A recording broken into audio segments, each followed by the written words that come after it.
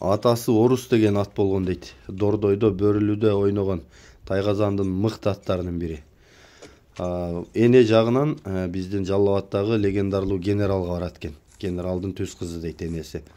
Молдо Муса Кангантиев булдун энесин тай кезинде белекке берген мага дейт. Атесын айткандарын сиздерге мен толук жеткирип атамын. Бул өспүрүмдүн жашы 4 жаш, жаңасы экен. Баасы 350 000 сом кеми бар экен. Чүйдө турат дейт.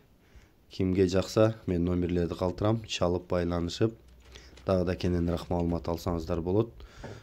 Бутугул ичип жегени бүт баары жакшы дейт. Ушундай азыркы абалы турганы. Калган маалыматтарды телефонго чалсын, байланышсын, баарын тактап, далилдеп айтып берем дейт. Соодасы болот экен, баалашып, келишип алсаңыздар болот экен.